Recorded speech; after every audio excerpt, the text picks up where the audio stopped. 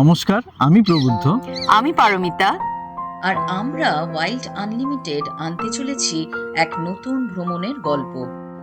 এই কাহিনীতে আমরা পৌঁছে গিয়েছিলাম ভারতের পশ্চিম প্রান্তের গুজরাটের লিটল রান অফ কচ্ছ ও নল সরোবরের পাখি দেখতে। থাকছে এই দুটি অঞ্চলের প্রকৃতি ও জীববৈচিত্র্যকে জানা ও চিনে নেওয়ার গল্প।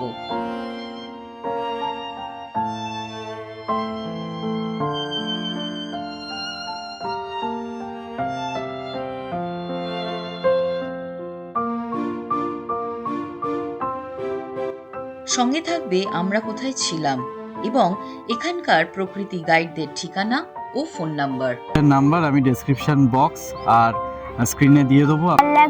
এত বড় সাইজ ওদের। আর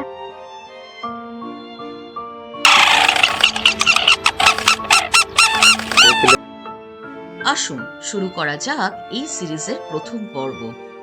আজ আমরা দেখে নেব লিটল রান অফ কচ্ছ বা কচ্ছের রনের প্রথম দিনের মর্নিং সাফারির গল্প। নমস্কার, আমি প্রবুদ্ধ। আমি পারমিতা। আমরা ওয়াইল্ড আনলিমিটেড একটা নতুন ভ্রমণ কাহিনী নিয়ে চলে এসেছি আজকে আপনাদের সামনে। এখন আমরা দাঁড়িয়ে আছি গুজরাটের লিটল রান অফ কচ্ছে। 27 ডিসেম্বর 2025 কলকাতার বিমানবন্দর থেকে আমরা রওনা দিয়েছিলাম আহমেদাবাদের উদ্দেশ্যে। এবারের সফরে আমাদের সঙ্গে সঙ্গ দিয়েছিল প্রবুদ্ধর বাবা ও মা।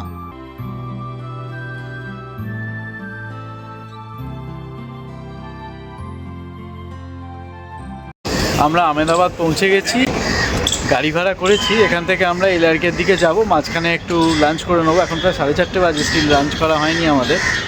আর একটু জল টল কিনে সোজা এলআরকে। ওয়েদার বেশ ভালো লাগছে, ড্রাই আর মৃদু হাওয়া বইছে, সব মিলিয়ে বেশ আহমেদাবাদটা এখনো অবধি নেবে বেশ ভালো লাগছে। আমরা এয়ারপোর্ট থেকে গাড়ি নিয়ে পৌঁছে গিয়েছিলাম গন্তব্যে। ভাড়া পড়েছিল 3600 টাকা। এছাড়া হাওড়া থেকে স্ক্রিনে দেওয়া ট্রেনগুলিতে করে পৌঁছে যেতে পারেন আহমেদাবাদ।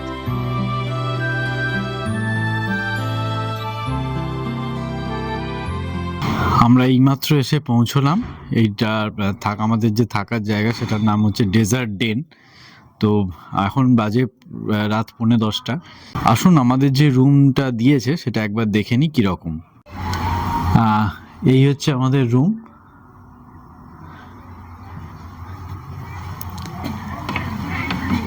গুজরাটি ডিজাইনে ডেকোরেট করা। এই ছিলাম মিরর ওয়ার্ক বলে এগুলোকে। পুরোটাই কাঁচের ডিজাইনার, পুরো দেওয়াল। আর এটা হচ্ছে গুজরাটি স্টিচ, পুরো গুজরাটি স্টিচে পুরো পর্দাটা তৈরি করা। আর ঢুকেই এইখানে একটা আয়না আছে, এদিকে টিভি, যেটা আমরা কোনোদিনই দেখি না। নিচে একটা ডেস্ক মতো আছে, এটা একটা কাবার্ড আছে। দেখি একবার কাবার্ডটা খুলে কিরকম। হ্যাঁ, ভালো বড়। বাবা, আবার একটা লকার আছে। এটাতে ওই ত্রিনয়ন ও ত্রিনয়ন একটু জিরো দিয়ে বোধহয় সেভ করা যাবে। আমি তো এটা দিয়েই লকারটা সেভ করে রাখবো। এখানে অনেক ধন দৌলত রেখে তারপর যাব।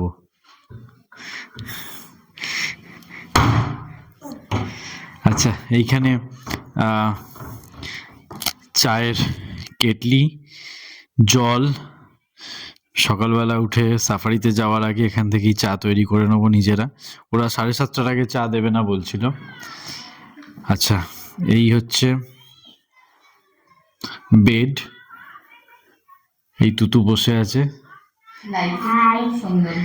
লাইট সুন্দর, ডেকোরেশনটা কিন্তু বেশ সুন্দর। ডেকোরেশনটা আমার বেশ ভালো লেগেছে। ঘরটাতে একদম ঠান্ডা লাগে না, বেশ ভালো। ওয়েদারটাও বাইরে আছে, অতটা ঠান্ডাও নেই, তো বেশ ভালো লাগছে। এখন শোবো, খুব টায়ার্ড লাগছে। হ্যাঁ, আজকে ভীষণ টায়ার্ড। এর ফ্রিজ আছে, এসি আছে। এসিটা বোধহয় আমাদের এখন লাগবে না, এটা গ্রীষ্মের জন্য। এই বাথরুম,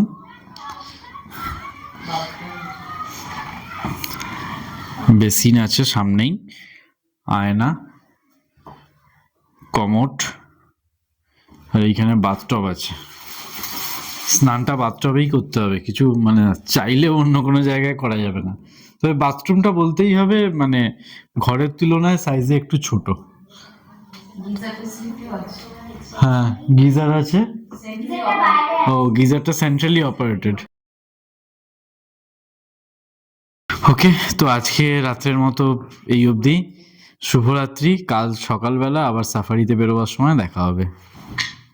বাইরে ঘুটঘুটে অন্ধকার, এখন সকাল 6:30। চলুন বেরিয়ে পড়ি এই অন্ধকারেই। First safari in LRK. সকালের আলো ফুটছে, আমরা বেরোলাম সাফারিতে। আহা, দিগন্তটা বেশ সুন্দর লাগছে দেখতে, একটা গোলাপি আভা ফুটেছে দেখো। উল্টো দিক থেকে প্রচন্ড হাওয়া আসছে, পুরো চিল্ড ওয়েদার, পুরো প্রোটেকশন নিয়ে আমরা বেরিয়ে পড়েছি the first morning safari. Bajana wild ass স্যাংচুয়ারিতে ক্যামেরার টাকা জমা দিয়ে প্রবেশ করলাম আমরা কচ্ছের মরুভূমিতে। আমাদের অভ্যর্থনা জানাতে সূর্য লাল রং ধারণ করেছে।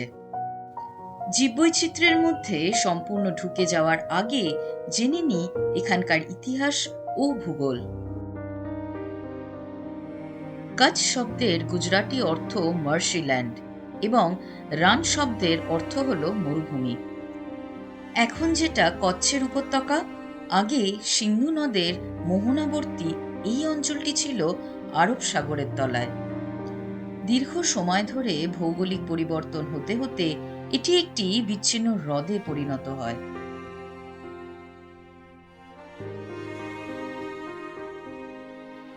শোনা যায় আলেকজান্ডার দ্য গ্রেট যখন ভারত আক্রমণ করেন তখনও এই অঞ্চল দিয়ে নৌকা চলত।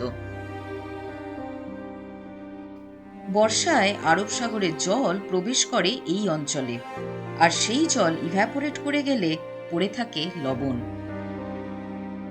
বিস্তীর্ণ অঞ্চল সাদা হয়ে থাকে বলে একে হোয়াইট ডেজার্টও বলা হয়। বর্ষাকালে সমুদ্রের যে জল ওই জলাভূমি থেকে প্রবেশ করে এখানে, তারপর সেই জল এভাপোরেট করে গিয়ে পড়ে থাকে শুধু সল্ট বা লবণ। এই আমাদের চারপাশে যেটা ছড়িয়ে আছে এগুলো পুরো সাদা, এখানে সল্ট বা লবণ ছড়িয়ে আছে। পুরো এলাকাটা নুন হয়ে ভরে আছে। 30,000 বর্গ কিলোমিটার জুড়ে অবস্থিত এই কচ্ছের রণের মধ্যে পাকিস্তান সীমান্তবর্তী 23,000 বর্গ কিলোমিটার অঞ্চলকে বলা হয় গ্রেট রান অফ কচ্ছ। 5,000 বর্গ কিলোমিটার জুড়ে অবস্থিত আহমেদাবাদ থেকে মাত্র 150 কিলোমিটার দূরে অঞ্চলকে বলা হয় লিটল রান অফ কচ্ছ। পৃথিবীর এই সাদা মরুভূমিতেও সৃষ্টি হয়েছে প্রাণ, তৈরি হয়েছে অভিনব ইকোসিস্টেম। এই এলআরকের জীববৈচিত্র্যকে প্রত্যক্ষ করতেই সুদূর বাংলা থেকে চলে এসেছি আমরা।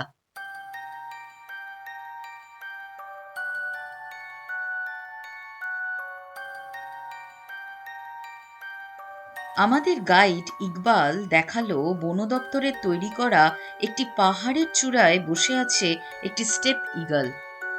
স্ক্যান করে যাচ্ছে তার তীক্ষ্ণ দৃষ্টি দিয়ে। কচ্ছের মরুভূমিতে শিকারীর হাত থেকে বাঁচার কৌশল অ্যাডপ্ট করেছে এই ক্রেস্টেড লার্কটি।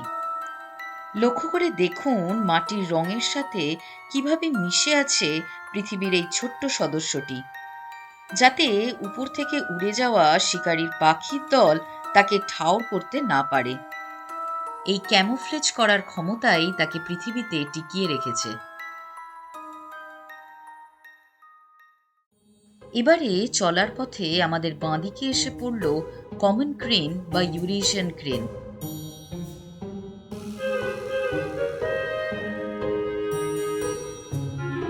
এরা সুদূর কাজাকিস্তান, মঙ্গোলিয়া ও সাইবেরিয়ার শীতের ঠান্ডা থেকে বাঁচতে আমাদের দেশে অতিথি হয়ে এসেছে।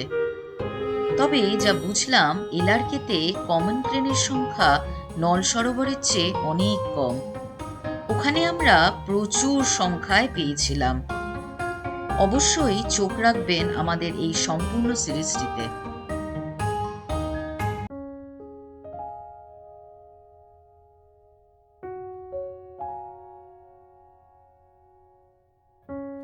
পরিযায়ী হাঁসের মধ্যে সবচেয়ে বেশি সংখ্যায় পেয়েছিলাম গ্রে ল্যাগ গুস বা মেটে হাঁস।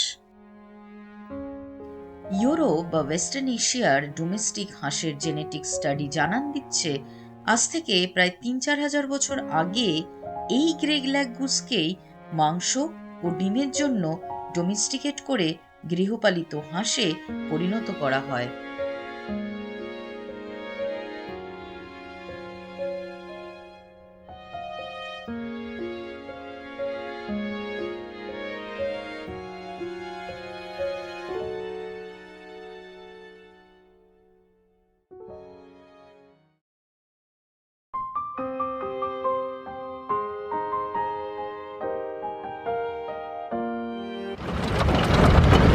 পুরো বাবলা গাছের জঙ্গলের মধ্যে দিয়ে আমরা এখন যাচ্ছি। যদি কোনো র্যাপ্টর দেখতে পাওয়া যায় তো তাদেরই খোঁজে এই ভেতরে আসা, কিন্তু আপাতত কাউকে দেখতে পাওয়া যাচ্ছে না। এই গাছগুলিকে লোকালি বলা হয় বিলাইতি বাবুল। এই গাছগুলি ন্যাচারাল নয়, ব্রিটিশ আমলে মরুভূমিকে সবুজ করার উদ্দেশ্যে বসানো হয়। এখন পুরো মরুভূমি জুড়ে এদের বাড়ন্ত। এই জাতীয় গাছের ছাওয়াতেই শর্ট-ইয়ার্ড আউল বিশ্রাম নেয়। কিন্তু এই যাত্রায় আমরা তাদের আর দেখতে পেলাম না।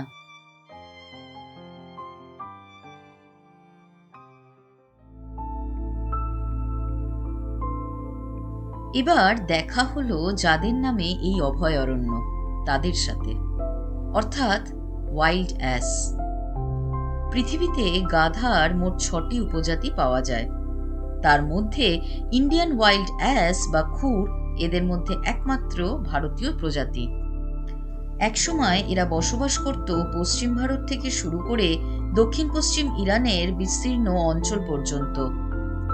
সভ্য মানুষদের অত্যাচারের ফলেই এখন শুধুমাত্র এই কচ্ছের রনেই টিকে আছে ওরা। এদের উচ্চতা মাটি থেকে 4 ফুট, গায়ের রং লালচে ধূসর। ঘাড় থেকে লেজ অবধি একটি চুলের লেয়ার থাকে, লেজটি ছোট সাইজের। শক্ত খুরের ধুলো উড়িয়ে এরা দৌড়ে বেড়ায় মরুভূমির বুকে।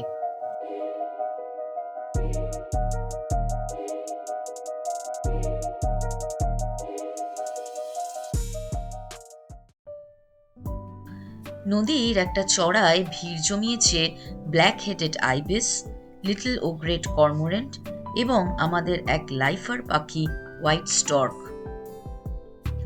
অন্যান্য পরিযায়ীদের মতন এরাও ইউরোপ ও মধ্য এশিয়া থেকে এদেশে এসেছে।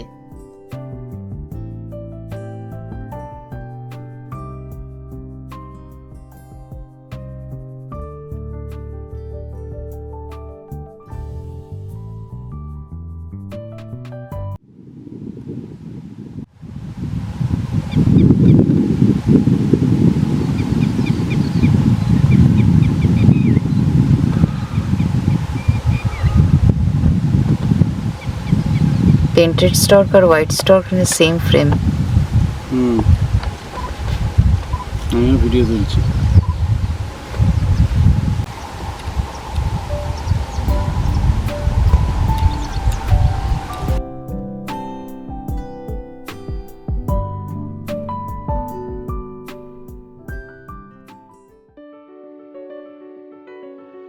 এবারে যে দৃশ্যটি দেখলাম তার জন্যই এত দূর ছুটে আসা।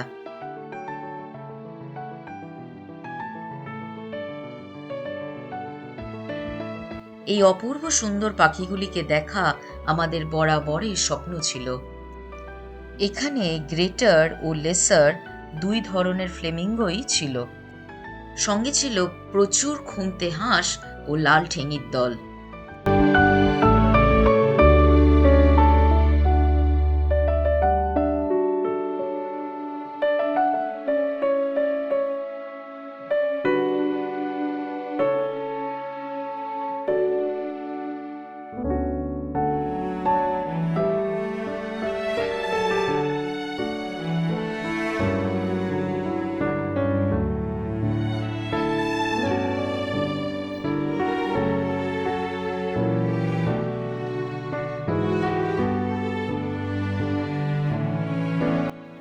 বর্ষার পর কচ্ছের রণে নোনতা জলের আধিক্য ঘটে। এই অ্যালকালাইন জলে এক ধরনের অ্যালগি জন্মায়, যা ফ্লেমিঙ্গোদের মূল খাদ্য। এই অ্যালগিগুলিতে একটি কেমিক্যাল থাকে যাকে বলে বিটা ক্যারোটিন। বিটা ক্যারোটিনের জন্যই ফ্লেমিঙ্গোদের গায়ের রং গোলাপি হয়। ফাইনালি শয়ে শয়ে ফ্লেমিঙ্গো দেখতে পেলাম, যেটা এতদিনের স্বপ্ন ছিল যে ফ্লেমিঙ্গো দেখবো চোখে। বোথ লেসার আর গ্রেটার ফ্লেমিঙ্গো দুটোই এই পুরো জলাশয়তে রয়েছে। সঙ্গে আছে ব্ল্যাক উইং স্টিল্ট, কিছু অ্যাভোসেট, আর ওই সাইডটা হচ্ছে নর্দার্ন শোভলার আর কি। তো সব মিলিয়ে রুডি শেলডাকও ছিল, রুডি শেলডাক এক্স্যাক্টলি, দুটো আ পেয়ার অফ চকাচকি পেয়েছি, গালও পেয়েছি। গাল পেয়েছি। তো সব মিলিয়ে সকালটা খুব ভালো গেল, সাকসেসফুল।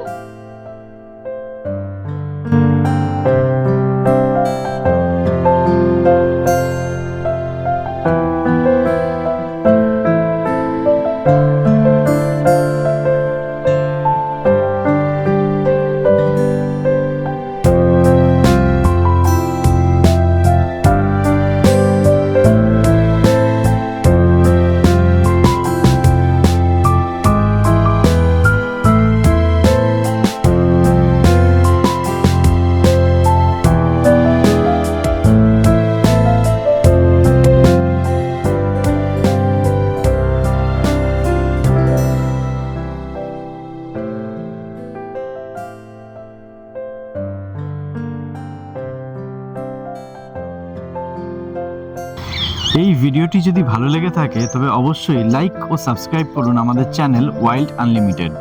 আর বেল আইকনটা অবশ্যই প্রেস করবেন যাতে আমরা নতুন ভিডিও দিলে তার ইনস্ট্যান্ট নোটিফিকেশন আপনারা পেয়ে যান। আসুন ঘুরতে থাকি, দেখতে থাকি জানতে থাকি ওয়াইল্ড আনলিমিটেডের সঙ্গে। ধন্যবাদ।